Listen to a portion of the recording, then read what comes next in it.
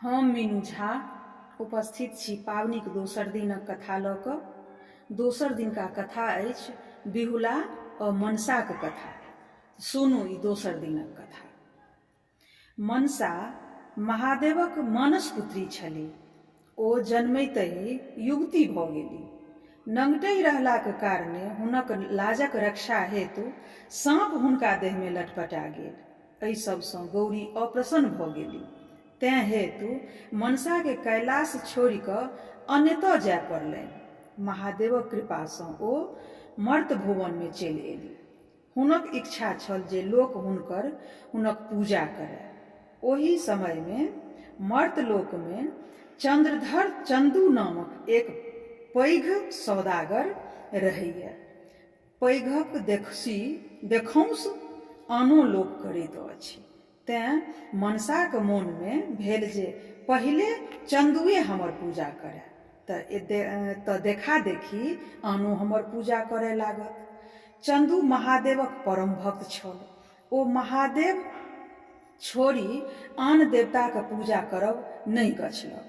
ओकर उत्तर छल जे दहिना हाथ महादेवके देने छियनि, बामा हाथसँ हम अहाँके पूजा कऽ सकैत छी। मनसाके ई नहि मंजूर भेल। ओ तमसा गेली। चंदूक 6 गोट बेटाके ओ साँप डसबाके मारि देलखिन। चंदूके बुढ़ापामे पुनः एक बेटा भेल। हुनक टिप्पणी देखल ज्योतिषी कहलक जे इहो बेसी दिन नहि जीता। हिनका विवाह दिन कोबरैमे साँप डसि लेत। चंदू अत्यंत दुखी भेला, किंतु साँझमे कोन ओहि बेटाक नाम लक्ष्मीधर वाली लखनदर पड़ल। लक्ष्मीधरके 6 मास भेला पर चंदू अपन पत्नीक जिद पर एहन कन्यासँ करयबा लेल विवाह प्रस्तुत भऽ गेला जकर टिप्पणीमे चिरन सुहागिन योग छलैक। ओ पहाड़ पर एकटा एहन कोठा बनौलनि जे सब दिससँ मुनल छलैक। बिज्जी आ बिढ़नीक पहाड़ पड़ल। ओहिसँ परोपट्टामे कोनो साँपके नहि आबय देतै। ओहि कोठामे लखनदर विवाह 12 वर्षक परम सुन्दरी आ सुलक्षणी कन्या बिहुलासँ भेल। जखन ओ कन्याक संग कोबर करैत रहथि तखन कोनो बाटे एकटा साँप आबि हुनका डसि लेलक। लखनदर तत्काले मरि गेल। लोक सब हुनका संस्कार लेल गंगा कात लऽ गेल। बिहुला परम सती छली। ओहो स्वामीक संग श्मशान घाट चलि गेली। लोक सबके मुर्दा गाड़य नहि देलनि। ओ सबके कहलखिन जे हमरा जेना होयत तेना हम हिनका जियाब। बिहुला केराक थम्मके एक नाव बना ओहिमे सबक संग अपनहु बैसि गेली आ गंगामे नावके भसिया देलखिन। लोक सब बहुत मना केलक, लेकिन जिद देखि अंतमे लोक हुनक अपना भाग्य पर छोड़ि देलकनि। ओ बिना अन्न जल गंगामे मुर्दा संग रहय लगली। एक दिन तऽ बहुत दिन तक भसियाइत रहली। सबक मांस गलि कऽ खसय लागल। केरा थम सड़ि कऽ टूटय लागल। भसियाइत ओ ढेर प्रयाग पहुँचल। बिहुला ओतय त्रिवेणी घाट पर एक धोबिनके कपड़ा खींचैत देखलखिन। ओकरा संग एक चिल्का छलैक। ओ चिल्का ओकरा दिक्कत करै छलै। बीच बीचमे नुआ खींच लैत छल। अंतमे धोबिन ओकरा जानसँ मारि कऽ खींचल साड़ी तरमे झाँपि देलक। फेर तखन कपड़ा खींचय गेल। तखन चिल्काके जियाबैत देखलक आ ओकरा काँख तर लए माथ पर नुआके मोटा उठाय घर विदा भेल। बिहुला के भेलनि जे इएह धोबिनसँ हुनक काज भऽ सकैत अछि। ओ ओही दिन ओतय रुकि गेली। दोसर दिन जखन धोबिन फेर घाट पर आयल तखन बिहुला अपन सब हाल ओकरा कहलखिन आ ओकरासँ अपन स्वामीके पुनः जीवित करबामे मदद मङ्गलनि। बिहुला सिन्दूरता, धैर्य आ साहस देखी धोबिनके दया आबि गेल। धोबिन बिहुलाके संग लय इंद्रक दरबार पहुँचल। ओतय आनो देवता सब छलाह। बिहुला सब देवताके अपन वृत्तांत सुनेलनि आ अपन स्वामीके प्राण दान भीख मांगल। देवतागण बिहुलाक व्यवहार देखि प्रसन्न भऽ गेलाह आ हुनका दया आबि गेलनि। ओ सब बिषहारा मनसाके बजौलनि आ चंदू सौदागरक अपराधके क्षमा कय देब कहलखिन। बिहुलो बिषहाराक पैर पकड़ि विनती केलनि आ आँचर पसारि बिहुला कयलनि जे यदि पति सहित हुनक 6 भैंसुर जीवित उठता तऽ ओ अपन ससुरके मना कऽ पूर्ण समारोहक संग बिषहाराक पूजा करती तथा मर्त भुवनमे हुनक प्रचार करती। बिषहरि माता प्रसन्न भऽ सबके जीवी जेबाक वरदान देलनि। तब इंद्र महाराज लक्ष्मीधर सहित 7 भाइके यमपुरीसँ बाहर करबाक आज्ञा देलनि। 7 भाइके नव शरीर दय बिहुला संग लगा देलखिन। चंदू सौदागर बेटाक सबसँ मरणासन भऽ गेल। बेटाक शोकसँ मरणासन भऽ गेल छलाह। देखनिहार अभावमे धन बीत सबटा बोहा गेलनि। आकाश मार्गसँ 7 बेटाक संग पुतहुके आयल देखि आनन्द विभोर भऽ गेला। हुलसि कऽ 7 बेटा ओ पुतहु के गौर लगाओल। बिहुलासँ सब हाल पूछी हुनक आशीर्वादसँ ओतप्रोत कऽ देलखिन। खूब धूमधाम से बिषहाराक पूजा कयलनि। सबके हकार आ निमंत्रण देलनि। बिषहाराक महिमाक गुणगान हुनक पूजाक प्रचार कयल गेल। अनेको स्थान पर हुनक मंदिर बनाओल गेल। ओही दिनसँ मर्त भुवनमे बिषहाराक पूजा होमय लागल। गाम गाममे हुनक गह्वर बनल आ लोक सब ढोल बजाय भीख मांगि बिषहाराक गीत गाबि पूजा करब प्रारंभ केलक। ई छल मनसाक कथा। बिषहाराक कथा सेहो अइ, ओहो सुनू। बिषहाराक कथा।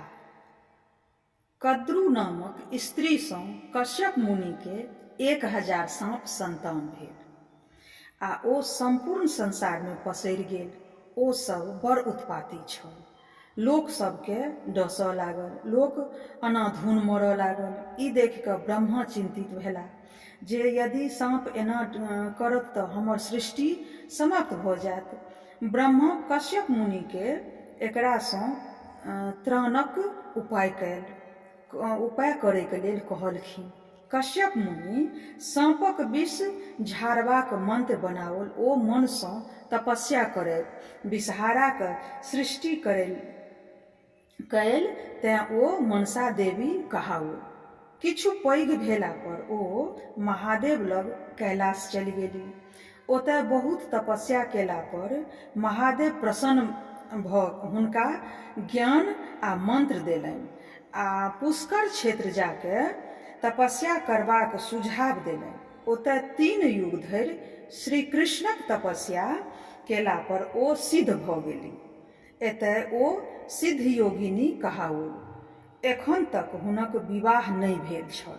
तपस्यासँ हुनक देह सुखाके जीर्ण भऽ गेल तऽ हुनक नाम जरत्कारु पड़ि गेल। तखन हुनका कारुए नामक बूढ़ तपस्वी ब्राह्मण सँ विवाह भेलनि।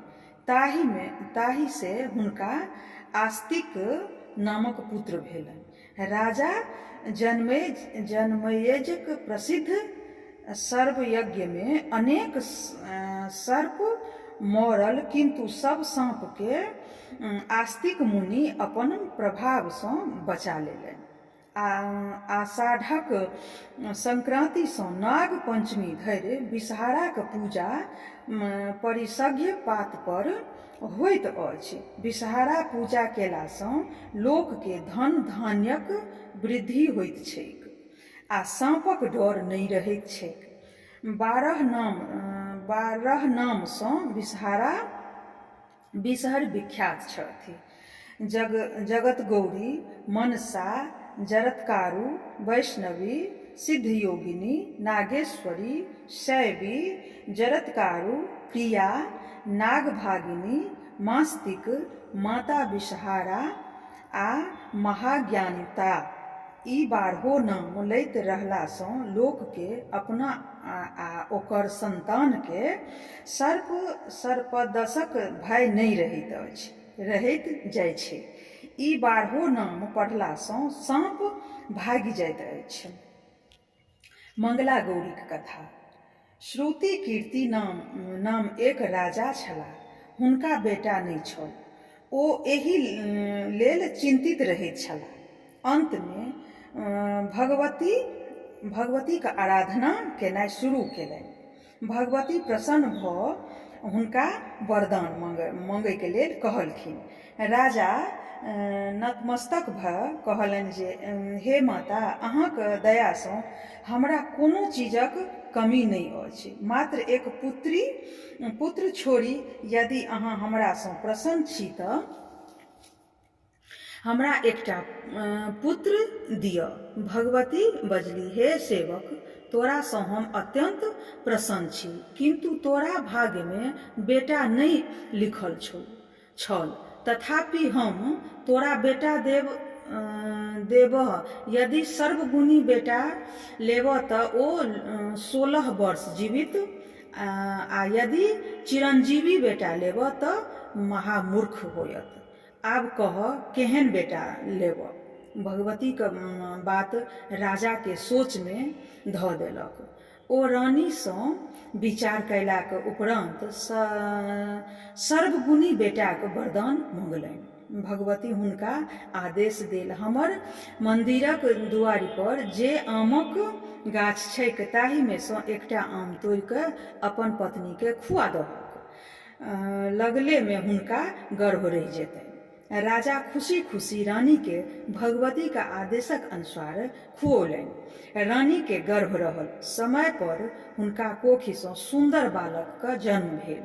ओकर नाम राजा चिरायु राखल। समय बीतऽ लागल। भगवती का कथा अनुसार राजकुमार पढ़ी लिखी सर्वगुण संपन्न भऽ गेल। माय बाप अर्जनी परिजन सबके अपन व्यवहार सँ प्रसन्न राखय लागल। देखैत देखैत राजकुमार का 16 वर्ष आबि गेल। राजा के चिंता बढ़ि गेल। बेटा के मृत्यु अपने सोझा में कोना देखब। राजा राजकुमार के अपन सार के सौंपि देलक आ कहल जे अहाँ हिनका काशी लऽ कऽ जाउ। जावत जीवथि तावत हिनका सब सुख सुविधा पूर्ण याद राखब। मरलोक उपरांत हिनका राजकुमारक योग सम्मान सहित मणिकर्णिका पर दाह संस्कार क्रिया करब। कै घुरि कऽ आयब। मामा भागिन काशी के रास्ता में जाइत जाइत आनंदक नगर पहुँचल। ओतय वीरसेन नामक राजा राज करैत छलाह। हुनका मंगला गौरी नामक एक सुंदरी आ सुलक्षणी कन्या रहथिन। हुनकर विवाह आइए राति में होबय वाला छलनि। राजकुमारी फुलबाड़ी में सदिखन सखी सभक संग गौरी पूजा हेतु फूल लोढ़ैत छली। गप्पे सप्पे में कोनो सखी तमसा के राजकुमारी के रानी कहि देलक। दोसर सखी सब एही पर ओकरा खूब फजहत केलक जे एहन शुभ दिन में एहन अशुभ बात ओ राजकुमारी के किया कहलकै। किंतु राजकुमारी कही उठली, दूर एकरा रानी कहने कि हम विधवा भ सकैत छी। हमरा कुल में तऽ आइ धरि कियो रार नहि भेल अछि। हमरा ओतय तऽ सब कियो गौरी के तेना के मोह गौर में रहैत छी जे विधवा होबय असंभव अइ। वरन हमरा हाथक अक्षत जाहि बरक माथ पर पड़ि जेतैक तऽ ओ यदि अल्प आयु रहत तऽ गौरीक कृपा सँ चिरंजीवी भए जायत। संजोगवश बात जे बिराजू मामाक संग ओही फुलबाड़ी में ठहरल छलाह। राजकुमारीक गप हुनका दुनू गोटेक कान में पड़ल।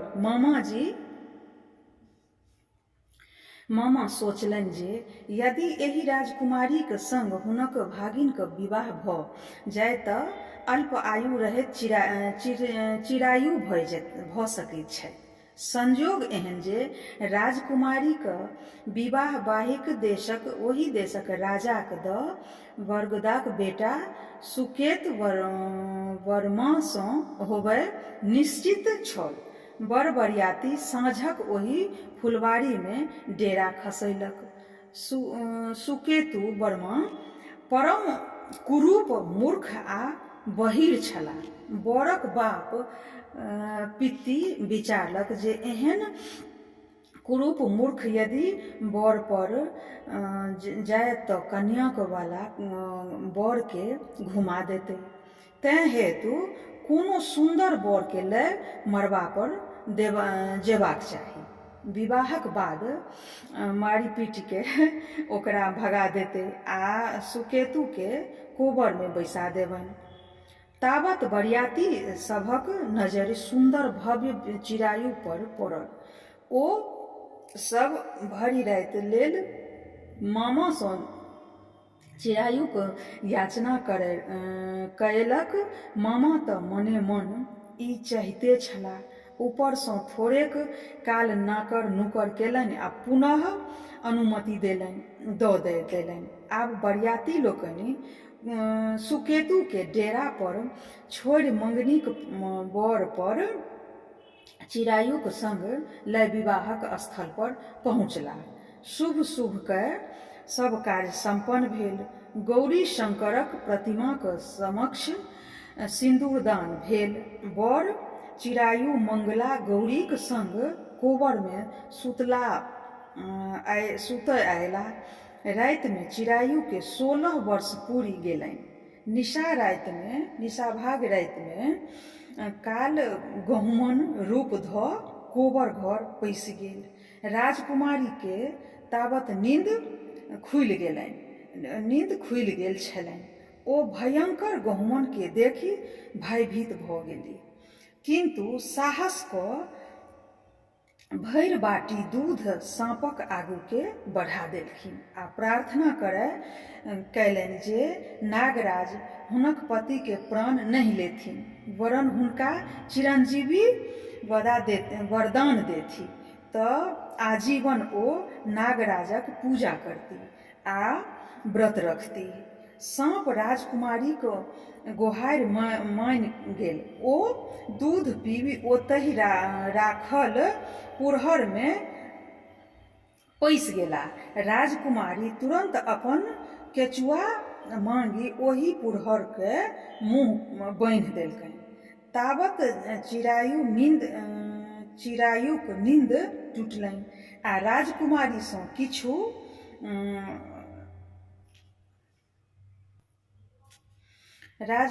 सँ किछु खयबाक लेल मंगलखिन। हुनका बड़ भूख लागि गेल छलनि। कन्या अपन मायसँ खीर आ लड्डू आनि हुनकर भूखके तप्त कैल। बर के हाथ धोआ काल हुनका आँगुरसँ पंचरत्नक औँठी खसि पड़लनि, जे कन्या अपना आँगुरमे पहिर लेलनि।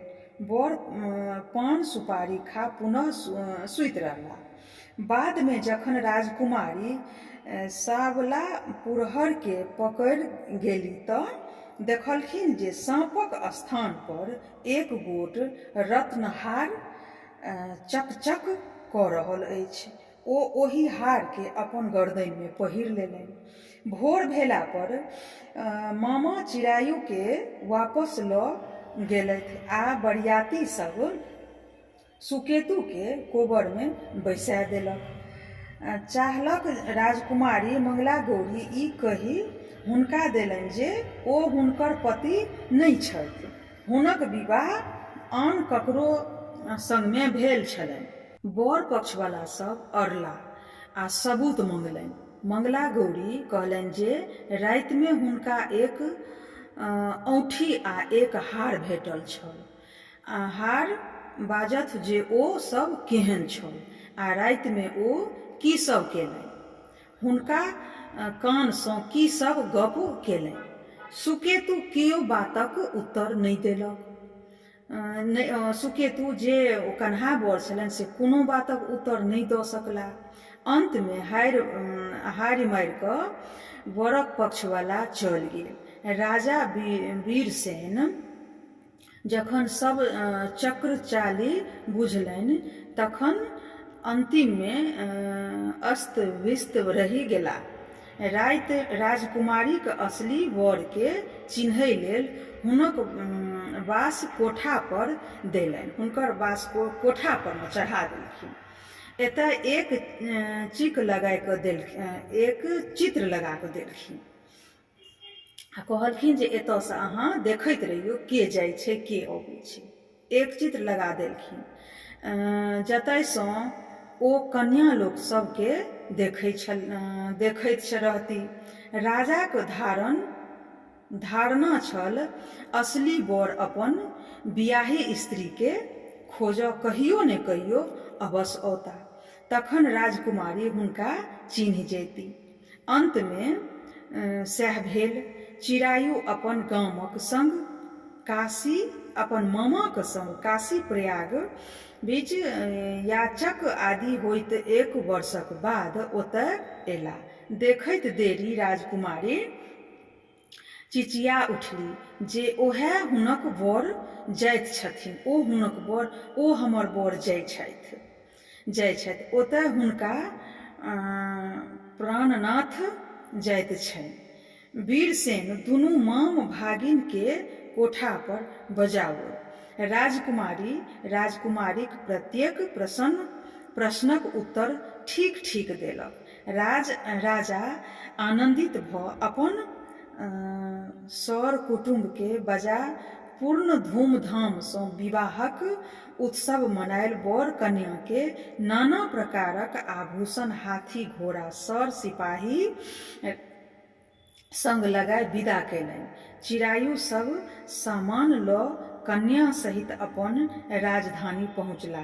राजा रानी जखन सुनलनि जे हुनक बेटा पुतोहु आबि रहल छनि तऽ पहिने विश्वासे नहि होइल, कारण चिड़ैयुके मुइला तऽ आब वर्ष पुरान भऽ गेल, 1 वर्ष भऽ गेल। लेकिन जखन बुझलनि जे बात सत्य अछि तऽ आनन्दक पारावार नहि रहल तऽ बेटा पुतोहु आगू आबि राजा रानीके प्रणाम कयलनि। पुतोहु मंगला गौरीके सासु भरि पाँजके कोरमे बैसौलनि। मंगला गौरी हुनका अपन नैहरमे गौरी पूजा रिवाज तथा कोना हुनकर अनुकंपासँ सब कियो सतत सुहागिन रहैत छलीह से कथा कहि सुनौलनि। तऽ गौरी आ नाग पूजाक साधबाक जीवनमे बड़ महत्व अछि। ई छल दोसर दिनक सबटा कथा जे अहाँ सबसँ सुनेलहुँ। बहुत किछु त्रुटि भऽ गेल कथा बाचयमे, ताहिके लेल क्षमा चाहब। धन्यवाद। जय मिथिला, जय मैथिली।